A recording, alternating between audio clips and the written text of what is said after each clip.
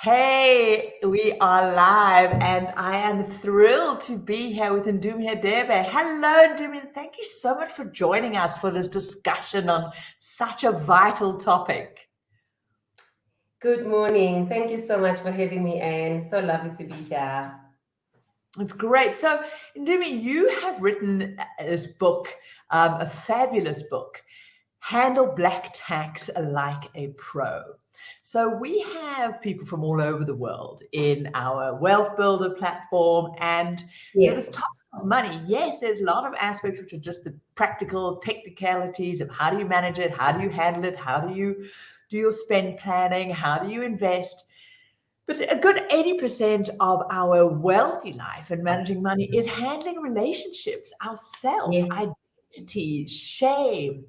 And whilst there is an aspect of black tax being quite a uniquely South African, or maybe we can also say Southern African continent language to describe a certain pattern. There are similar patterns that happen all over. We can talk about sandwich generations and areas. So for everybody connecting in, Yes. why don't you just give a quick outline of what is black tax and a little bit about your story and why you wrote this book?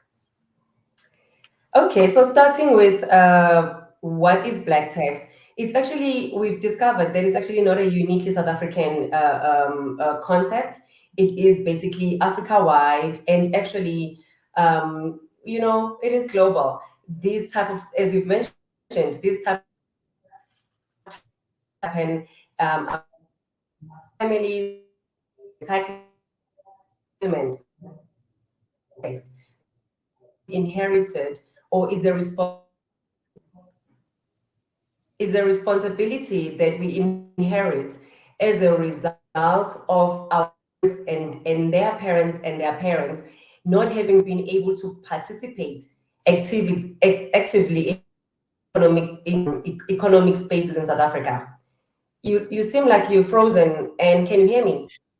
Yeah, you are breaking up a bit, but we are connecting you. So just keep going. I'm just Okay. managing All right. As your long as connection. I'm still there.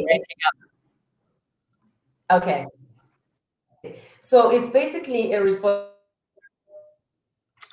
Okay, looks like we're having some technical challenges with Ndumi's connection. So hopefully she'll be reconnecting. Her connection is there.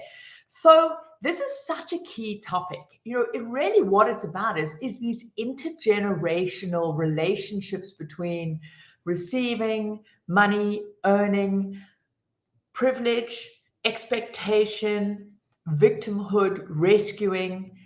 And when there are different socioeconomic shifts that happen in life, how does that happen, and how do we start breaking those cycles? Great, and Ndumi is back. There we go. So I was just saying, Apologies. these life happens, and I was Mm. just saying, we really, so much of this is what you explained. It's how do we also break these intergenerational patterns of also where there were certain cultural expectations into that, and then as things shift. So I think there's a variety of things. There's dysfunctional martyrdom and almost sacrifice patterns that we see, especially in terms of maternal lines, us passed down as women, what it means to be a nice girl, a good girl, to be safe, can happen in so many aspects. There's this aspect of now when one party is perceived to have broken an economic barrier or got through as a barrier for various reasons, whatever they were with, maybe they were socioeconomic, maybe they were political, like in South Africa, and then first generation access. These things bring out these interesting dynamics. So if you're just joining us, we're going to Ndumi Hadebe, and she is the author of this fantastic book. I'm just going to share here, just so you can see the screen, Handling Black Tax Like a Pro. This is what the book looks like. And we have got some giveaways of the book for you as wealth builders. So as I said, often the word black tax is described in the African continent, but as you say, where we have socioeconomic differentials, and when we have those differences happening with inside family units. So well, let's sort of tell us a bit about your story, how it impacted you, and what brought you to writing this great book. Okay. I apologize on behalf of my country for just having such poor network to all of those who don't understand, but this situation is real over here. But going back to, so maybe my journey of how I arrived at the point where I was writing the book, it's because suddenly I hit 40 and I had lost my business, or let me say I had walked away from my business because things were not working out there. And I had no money, debt, no popping career, no thriving, family or relationship or anything like that in my personal capacity. So I had nothing to show for the 20 years that I had worked for, because I started working at the age of 18. So by the time I was 40, I had earned my own income for 22 years. But I had nothing to show for it. And that had me go through a period I call a blank ceiling period, where I just look at the ceiling and I just would be like, God, now what? Like, where to from here? And then what am I doing wrong? What is it that I need to fix? And no matter which direction I turned, whether it was a therapist or whether I spoke to a homeopath, because I was, how it is when you are mentally exhausted, you become physically sick. So I was constantly sick, and I was just asking for help. And it all took me back to the issue of lack of boundaries. And I talk about it in the book, how I was raised by strict parents, whereby, as is the case with most African children, is that we are seen and not heard. And in the not being heard, it means I never knew what my personal truth was growing up, what my needs were. Exactly. My needs, my wants, my thoughts and feelings.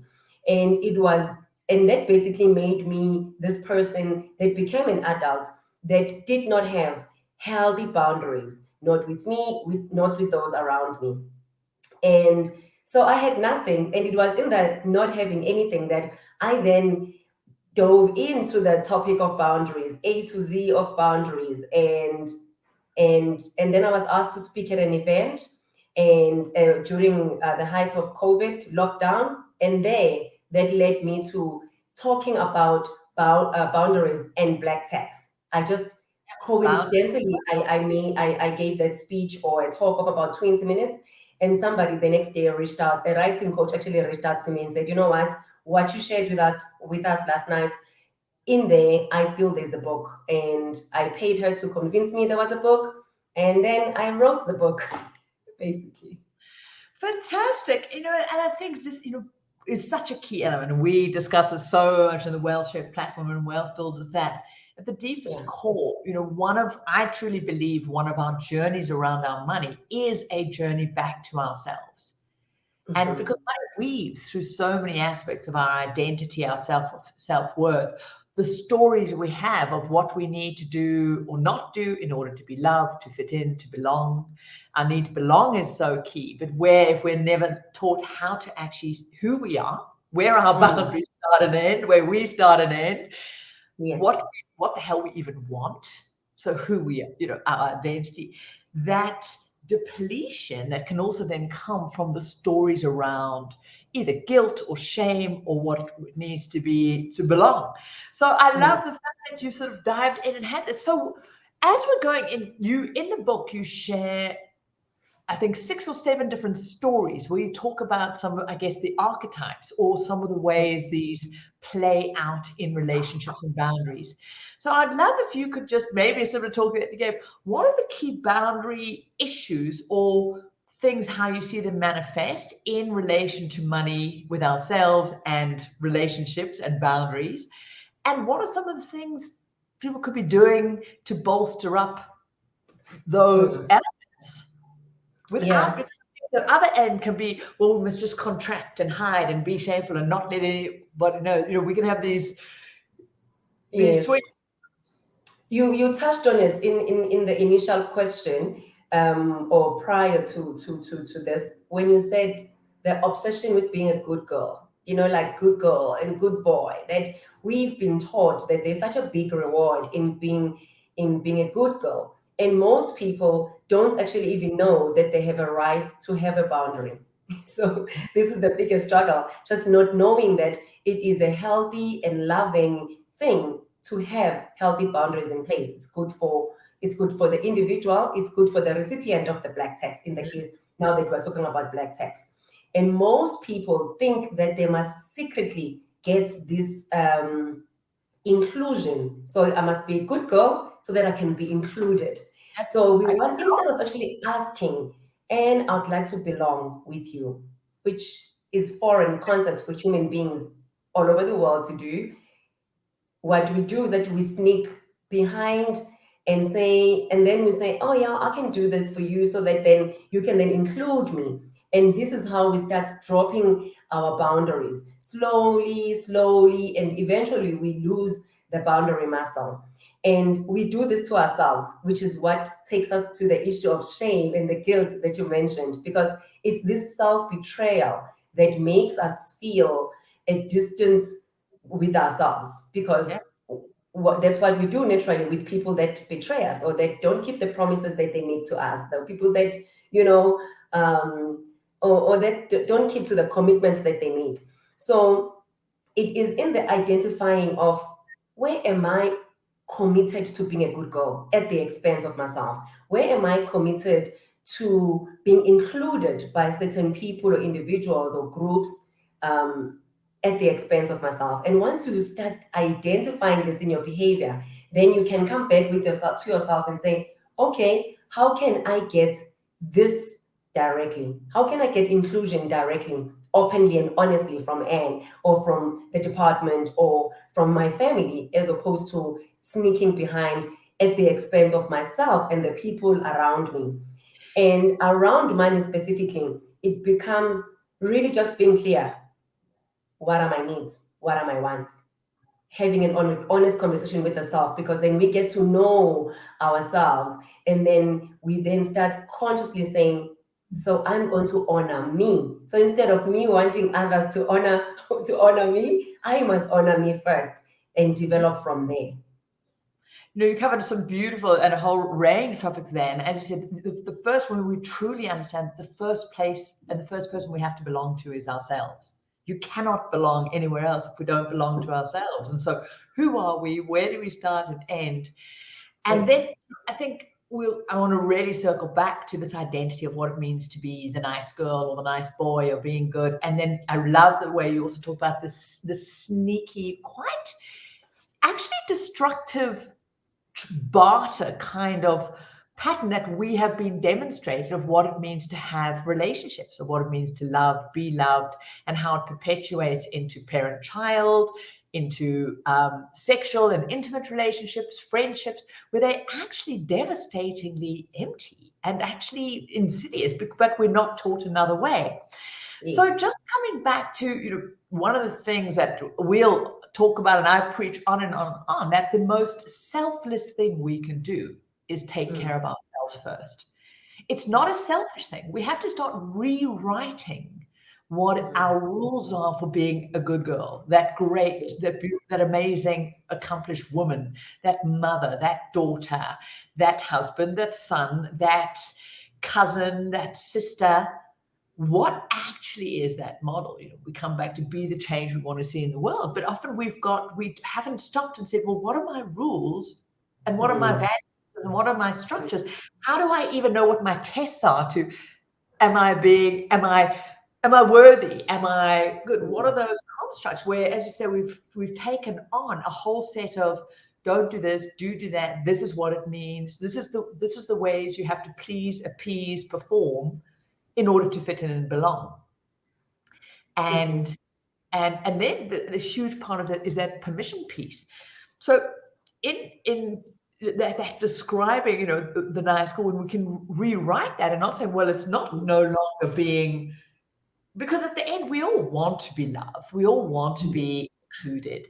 But when we actually start saying, hey, if I have to be this contorted, devastated, betrayed part of myself to belong, then everybody's losing. But if I can come fully connected to me, that is the greatest gift I can give. That's I love that. the highest, ultimate connection that we can have. So when we start going, standing for ourselves with boundaries, connections, cleanness in relationships, it's fucking hard work.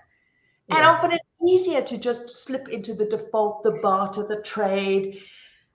But actually, if we say we're really committed to wanting to be the greatest version of ourselves that we can be and live our greatest lives, it's doing this real tough stuff. Yes. Coming back to now the next album, I want to talk about this sneaking, how we sneak to get connection and belonging.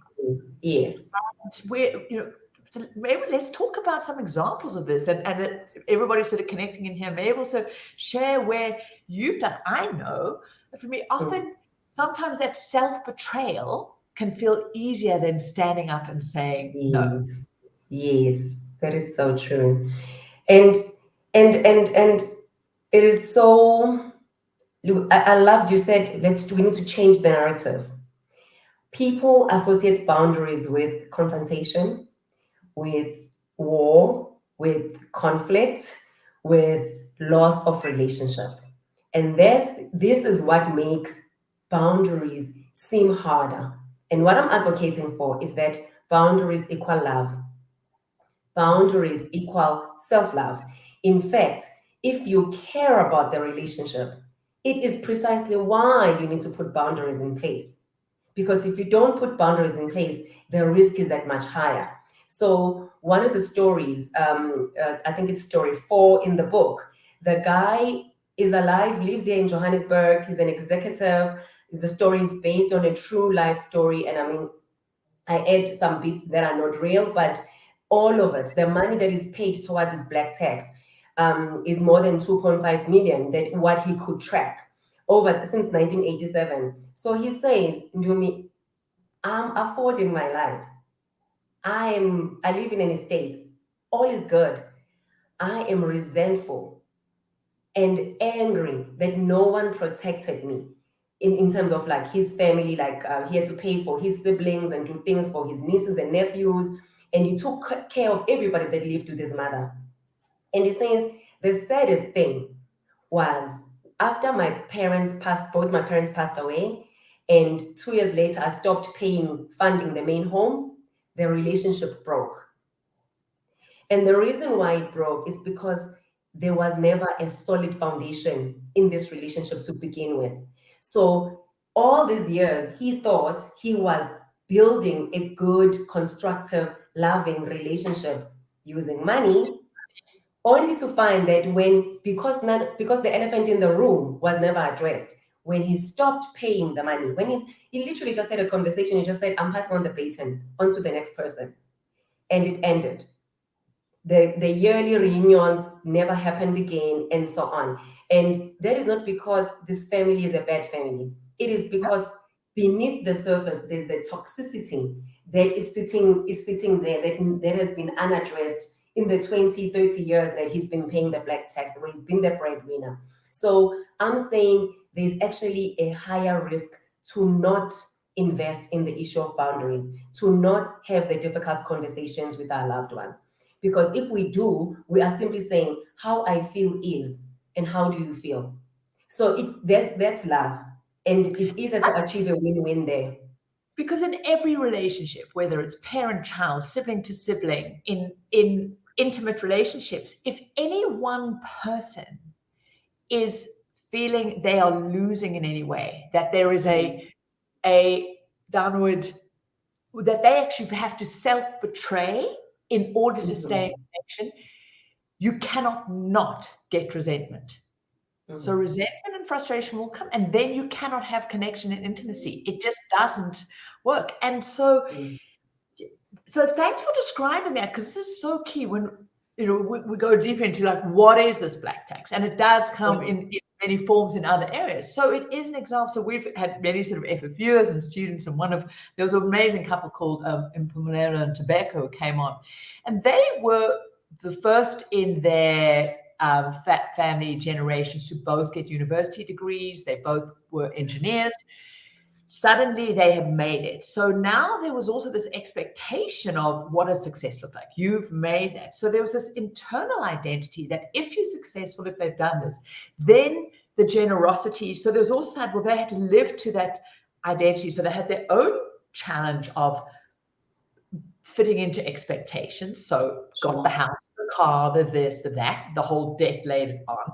And then, as you said, the expectation that, well, now you've made it, the wider family. And it is such a challenge because I think most of us want to be generous. We want to be have contributions, but as you say, when it comes, they're in, and you know, when it comes in, if there's now, as if it's coming from a small part of us hoping to get belonging because of this action, it's just going to lead to that resentment. And for them, they got themselves in a devastating debt hole.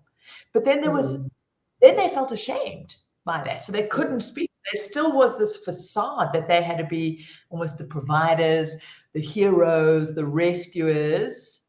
So that stating triad of the perpetrator, the rescuer, and the victim also stops. Because if there's any aspect where somebody, and it's such a complex thing, because if we start giving to somebody in any way, rescuing them, even if they've asked, but we believe they need us in order to do whatever, there is no I'm okay, you're okay, equal relationship. It automatically, the dynamic goes, there's a power differential start. So there'll be, ultimately the giver will resent, but the receiver resents as well. So that's, so any of those stories of yours, like the receiver of that, then they get pissed off at codependency when it stops, but they also get resentful that there's a power shift. So absolutely. How do you address that element? So again, I'll go back to the issue of addressing the elephant in the room. So second to last chapter, I talk about the 5 black text struggles, right? And one of them is the elephant in the room. And how can black text be an elephant in the room when all black and brown people and some white people are paying black tax? I would say every single human who doesn't have a clean relationship with themselves and money has a funky black tax going on. If you are lending, if you are still doing economic outpatient care to your grown children because you don't yet think that they can stand on their own 2 feet and you think they need you to rescue them, there's fucking black tax going on. If you are giving money to somebody who's constantly in debt and you believe in their story, they're going to change, there's friggin' black tax. There's this disempowered, funky money relationship. Absolutely. And the problem why it's funky is because it's an elephant. There is not an elephant. It's happening. As we speak right now, transactions are going back and forth. WhatsApps are beeping in some of the people's phones with requests and declines and so on, right? So it's in the let's talk about it so that we can diffuse the dynamic, the power dynamic. Even if the talking about it means that as me as a breadwinner or the payer of black tax, I simply lay out the terms, the T's and C's of me helping the loved one. Because sometimes we will need to help. I get that. Like I said, it's a responsibility that remains necessary because of what we've inherited, specifically for black people. But if we do not do it responsibly, what it means that we cannot end the cycle. It means my children will pay black tax and their children's children will do the same. So how do we end the cycle? We end the cycle by me saying, I am willing to be vulnerable with my family by being honest about my needs to have financial freedom, to bust debt. Because if for as long as you're not talking about having this conversation, it means we are talking about everything else that's not taking us forward in the conversation of money. So most people that pay black tax, they don't want to say, I don't actually have. I am encouraging, as I have in my coaching, some people will role model and things like that, will role play. And one of the ladies, she came back and she said, Ndumi, it was so uneventful. When I sat down with my dad, he was just like, oh, you never told me. You've never told me before that you are struggling. We don't afford our loved ones the courtesy of addressing the issue of black text. We always assume that they want it at all costs. And this is so key, because this also comes back to, if we truly go, okay, because we can feel resentful for the person being asked to be the giver, we can have this label being the nice one. Yes, there's a responsibility. But there's another part of it is not being prepared to actually take us. And there's another part, just presuming that what that other person is presuming. And so you've covered so well this presumption that comes, which is very arrogant. That's not respectful at all. Yes, it's mean. Because if we come into any kind of exchange from a place where we effectively lying, and so there's such a beautiful phrase, that the truth sets us free, and we use this, we throw these lovely hallmark friggin', Instagram inspiration. But what does it really mean? And there is, and this is a huge journey for me, because I can find interpersonally very anxious. I think most of us are. We've all got different kind of attachment wounds. Yes. For where relationships are and then money in relationships are the most complex interwoven elements, because they come back to our basic core of survival and need. And so we've learned patterns of how to fit in. We're hypervigilant, we watch. And often we can have this aspect of, well, we've already created all the story in our head. We've made the outcome of what the other person said. We've had the whole conversation through. We've got all the other backup before we've even had it. And one of the big challenges is really going, hang on, just what's my truth, and let it be enough. So for maybe some of you, where we speak here, what can often happen is over-explaining and feeling we have to justify. So this is, the truth will set us free, but justifying will fucking get us into prison.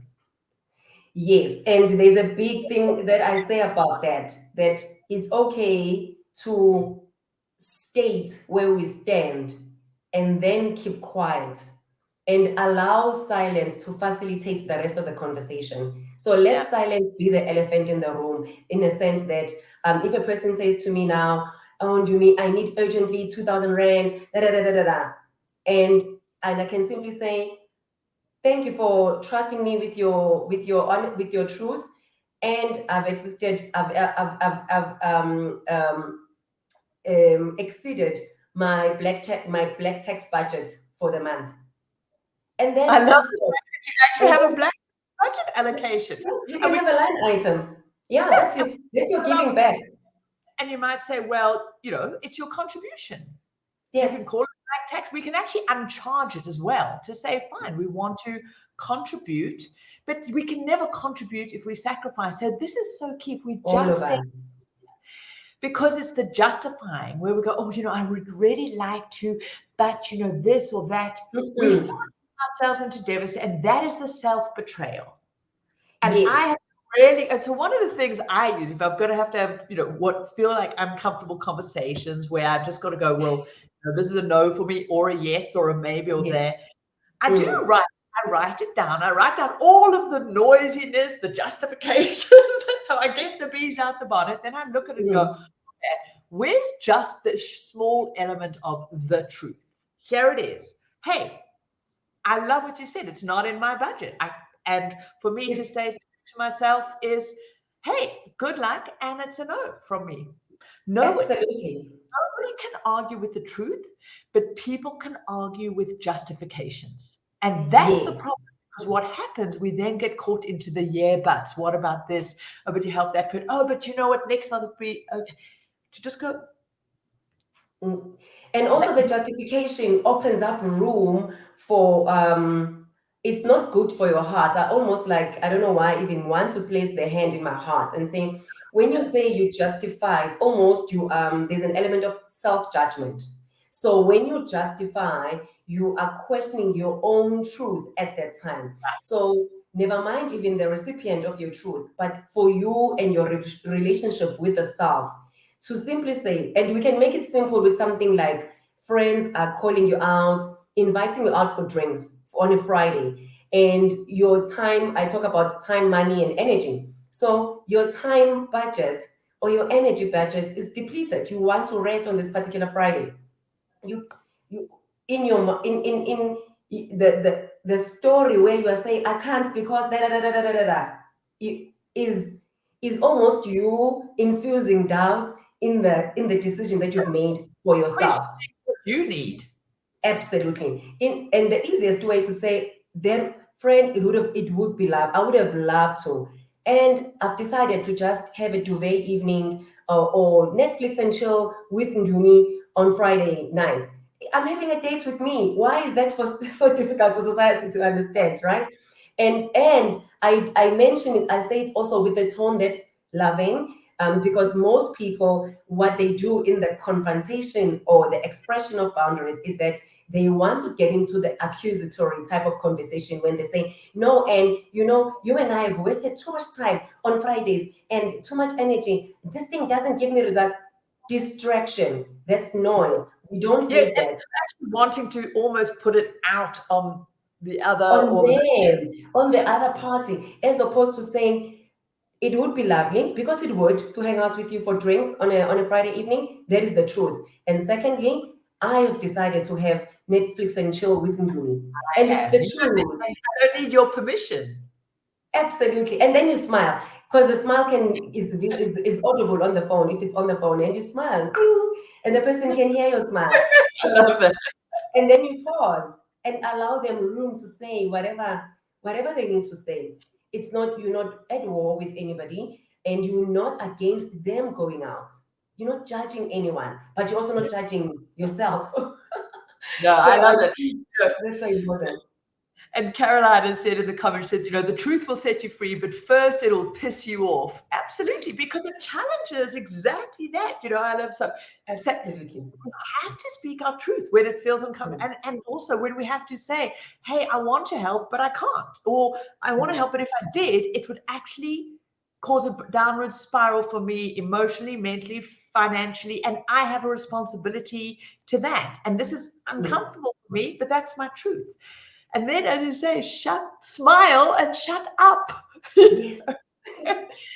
So one of the topics we often also talk about in my community tribe is this permission piece to actually, first we have to know what the hell we want, who we are. We've really got to understand that the greatest gift we can give those that we love is for them to know we won't betray ourselves. Yes. Absolutely. And therefore we need to build that, because if we betray ourselves in any way, that resentment's going to come. It's going to, we're perpetuating that toxic element. But what also happens in here is we have been so taught to seek permission. We grow up, and as you say, in many cultures and in the Black culture, it's do as you say as I do, be seen but not heard. And so we don't also build the permission muscle. So often we don't know where we start and end, the boundary elements, what's mine, what's yours. We're clean on that, my lane, your lane. But people then start seeking that permission, contacts, so-and-so's asked me for money, what do you think? Or the parent or the friend or social media, this and that, and go, nobody else can do our lives but us. Yes. So building this muscle of knowing that we have to give ourselves the permission for what we want. Nobody else can. We've got to stop seeking permission. Seeking permission from the friggin' financial advisor as to what we should be doing. We outsource our agency over and over and over. And it's hard to come back to that, because with that, the counterfoil of that is we have to accept that we are ultimately responsible for ourselves. Nobody's going to come and rescue us. So I don't know whether you've also explored this element of the rescuer element of the Black tax, or this funky dynamic around money, because money is such a reflector of value and power, with this element of the rescuer, this side from the movies that somebody else is going to come and sort out our money, look after us, do that. and never actually having to step into that fully formed, complete human, where it's actually it's heartbreaking one way. There is no fucking prince who's coming on a galloping in on that horse, because we are the one we were always looking for. Absolutely. And that, I'll take it back, and this might sound a little bit biased because I am a self-leadership coach, that the best thing to do actually as a rescuer and a rescuee is to have a healthy and super loving relationship with yourself, which begins with self-awareness. People actually don't know how to manage themselves as individuals because they don't know themselves.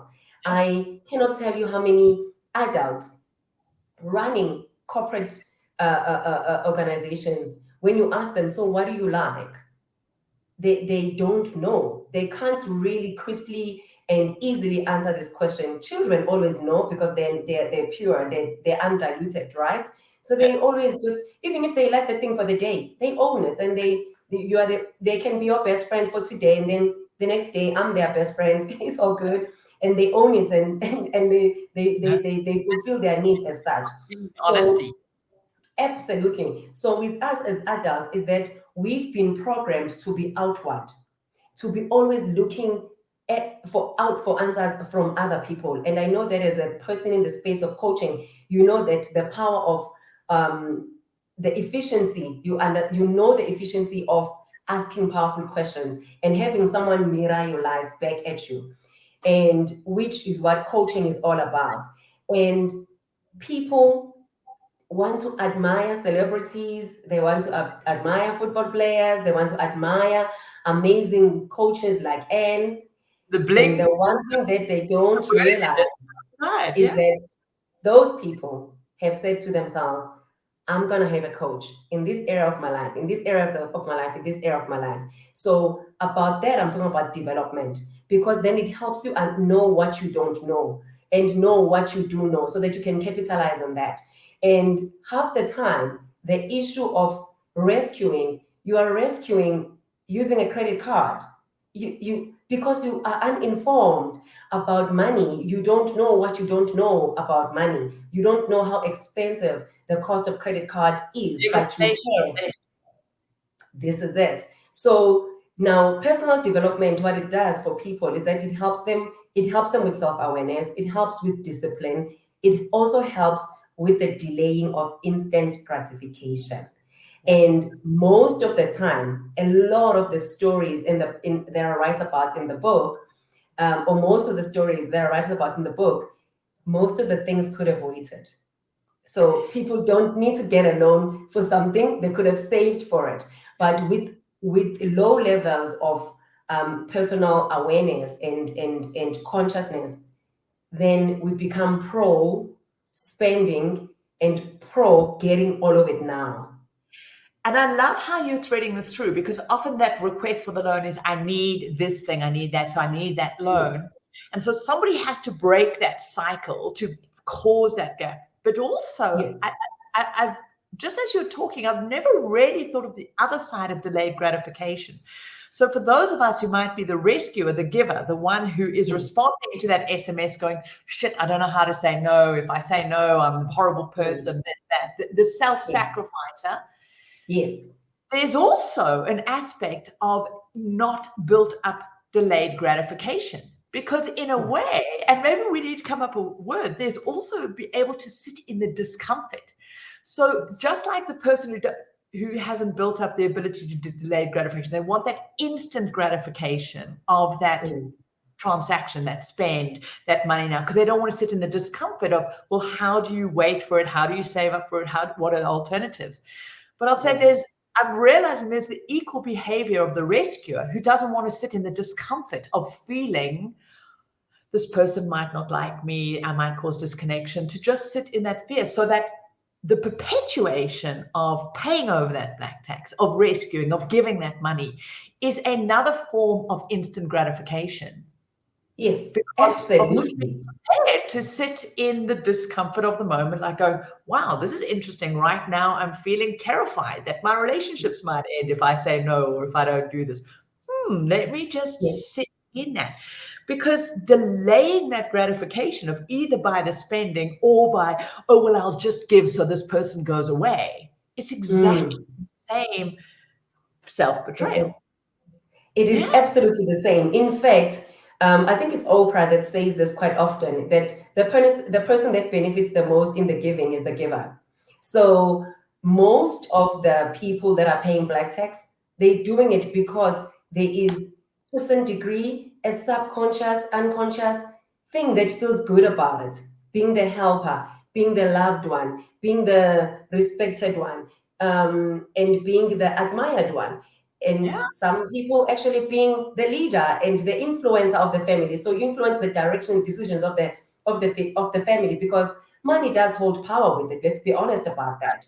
So absolutely. So you are right in saying that the payer, the giver, also definitely has to deal with the issues of instant gratification, because it is also in the me saying, I need to have courage right now to address this issue. So even that decision requires me to delay my benefit of just being efficient with this money, being the helper, the helpful one, and so on. So all of it, and also to break the pattern, because when you break the pattern, it feels uncomfortable for the payer and for the receiver. But we don't see, and we sit at sundowners, at dinners, on social media, and we talk about our families and our exhaustion with black tax. And we never talk about how that, to a certain degree, feels good for us. And we never afford our families a right of reply. Hardly.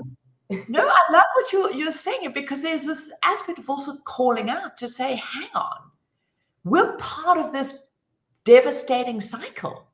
Yes. There is no black tax if you're not participating in it.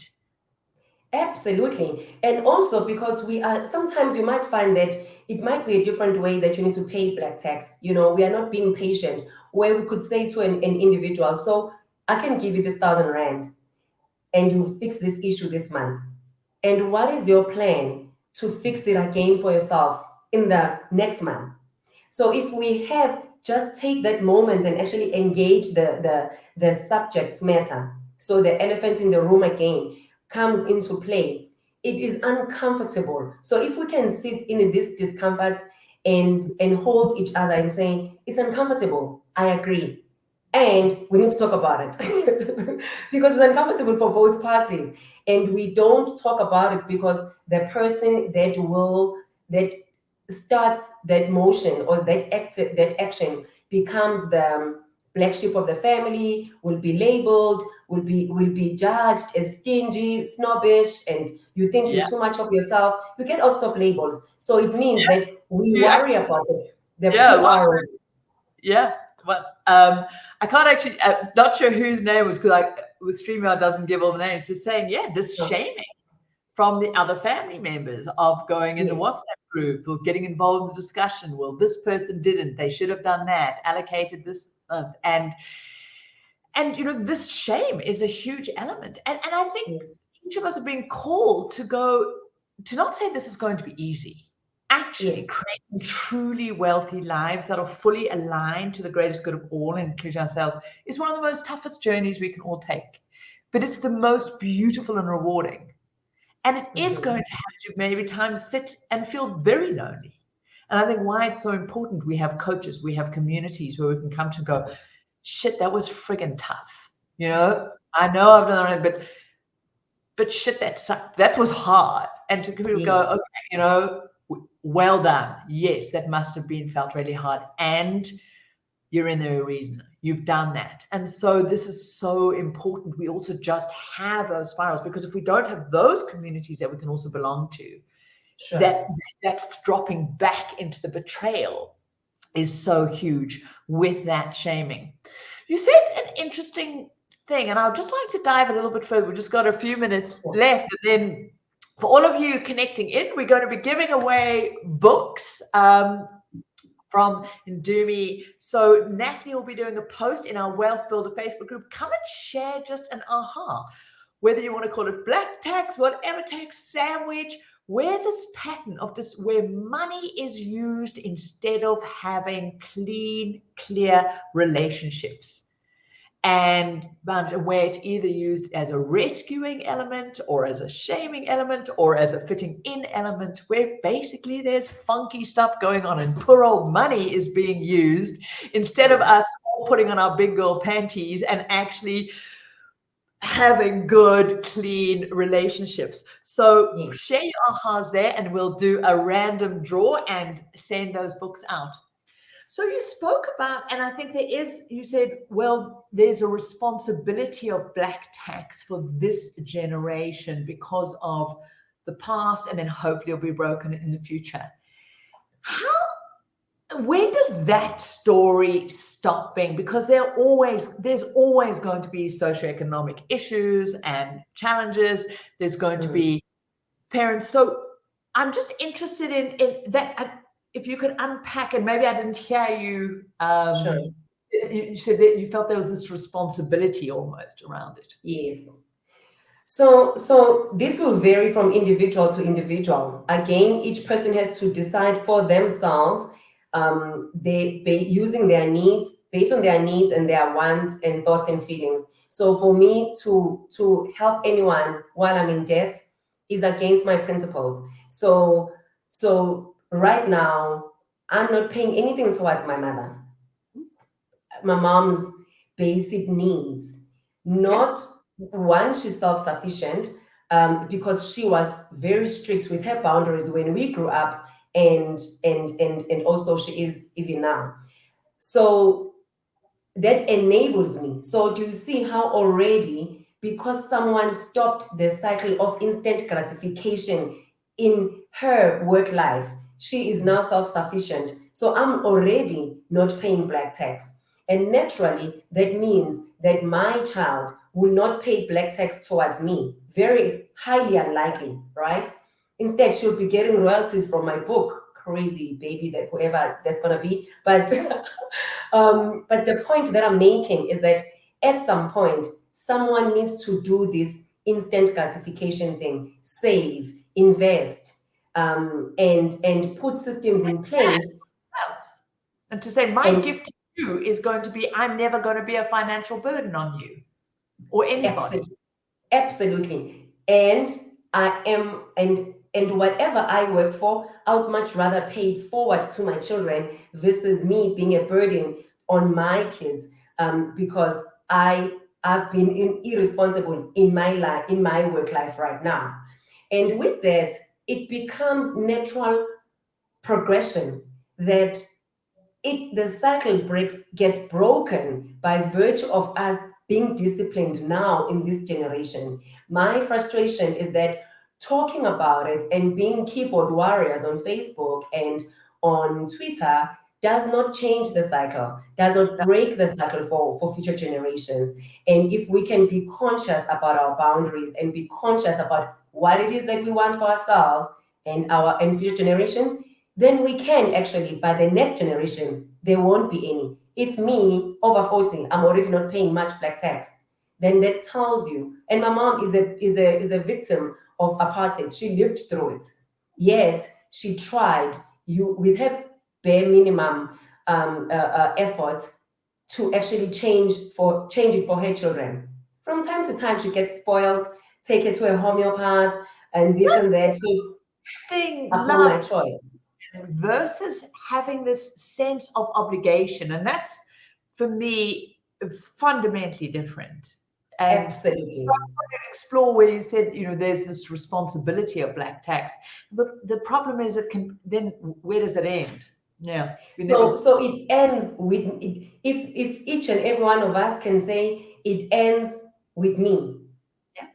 It ends with me. I feel that it will be a burden for my children to be faced with black tax. So I'm ending it with this generation here right now. I'm the one that's putting a stop to it. And even in that, it is happening within the parameters of prioritizing Ndumi's needs, wants, thoughts, and feelings. Yes. I love that. And I love that absolutely when we're saying, because this is where we can rewrite that story of what being loving, kind, extraordinary means. When we say, I am prepared to do the hard work. I am prepared to sit in the discomfort. I am prepared to take the shame and the bombard of those that are raging against it, because I'm saying it stops here. Yes. And I'm going to have a tribe, and I'm going to get those people to get that and support me in that. And I love what you're saying. Don't bitch about it under the keyboard warrior and this and that. This is an in the arena game. Creating amazing, wealthy, living lives is a fucking participation sport. We have to do it, not talk about it. Absolutely. Absolutely. And we got to be in it to win it. And also seeing that because we have so much big trauma, and maybe I don't write about this enough in the book, but I mean, there's only so much really you can write about. One of the things that I think we are not realizing, the payers of black tax, is how much work and how much work is required in the repairing of the relationship with money for us to actually be able to acquire money, so magnetize it into ourselves, and then be able to allow money to multiply in our spaces. So it's the sad thing is that we sit in the spending of money. So get little money, spend the money. Little money, spend the money. This is the bigness of the situation. The reality is such that we need to heal mentally, emotionally, and heal even generational wounds that sits in the DNA of human beings walking the streets of this world, especially black people. And if we don't heal, if we don't believe in healing, then it means we actually think we didn't go through those atrocities. It means we don't realize the significance of the impacts of trauma in how we deal with money. And when we heal just trauma in general, in my view, naturally we start healing our relationship with money. And therefore we can keep money, we can preserve it and multiply it and help with love and compassion. Because also to help with resentment, it doesn't help the payer and the receiver. The energy is not wise. So one of the biggest black tax that we are not seeing is that we inherited trauma into our lives in this generation. And the shame of keeping and having, which is all part of that. It's just so beautiful. Absolutely. Well, we're going to wrap up. We've had such a fantastic session, and we've got people saying, Carol says, just bought the Kindle version of the book. Others saying, how do you deal with resentment? Well, we can keep having those conversations down. And the way you deal with resentment is to first start making sure that whatever your action is to slow right down. We have to slow down in relationships. We move at speeds that our nervous system can't catch up. So often we've done and said things and taken actions where only later our full being comes in and goes, what the fuck? And realize we've self-betrayed. So we slow the right down as a good step so that we don't self-betray, because self-betrayal leads to resentment. So Carol, do that. Next keyword we've got, it's so tough to say no. It's hard to deal with the apparent lack of reciprocal care. But I love this. Carol, yeah. This person that says it's so tough to say no, also they can learn how to say no without actually saying no. And the person can simply say, I feel uncomfortable doing that. And then they keep quiet. So you've not said no. I don't know, something feels a bit off about that right now for me. And then you keep quiet, and then the person can go and ask somebody else. Just no one can also argue with your emotions. Your emotions. There's no I love that. Caroline says, I'm sandwich generation. So I've been pulling back from supporting financially both sides, parents and children. Yes. And absolutely, we are seeing more and more, as I say, around the world, this generation of kids being economic outpatient care for much longer. And I'm not planning to just give kids a bundle either. That's their work. And I really agree, because I think we can also have a whole different story about this intergenerational supposed expectation of leaving stuff. Ndumi, there's so many different topics we can talk about. Funeral policy. I mean, it's just all this. Yeah, we can. It is and debt. And Carol says, and a lot of people say, from here on, from here on, I will encourage, support, care, listen, and I'll advise, but I will not fund. And that is key, because often we use money as an easy escape instead of feeling the tough ones. As you said, don't do that. Really beautiful. And my big takeaway is speaking the truth. And just so lovely. So thank you so much for your time. So appreciate it. And everyone, remember, go and give your ahas, put that in that Facebook group, and we will be doing some book giveaways. Thank you so much. Find you, Ndumi. Thank you so much for having me. And this was awesome fun. Totally enjoyed it, despite the technical breakdowns at the beginning. I am on ndumihadebe.co.za. That's where everyone can find me around my coaching and other things. And yeah, I'm just so grateful to have been here. Fantastic. Bye, everyone. See you. Bye.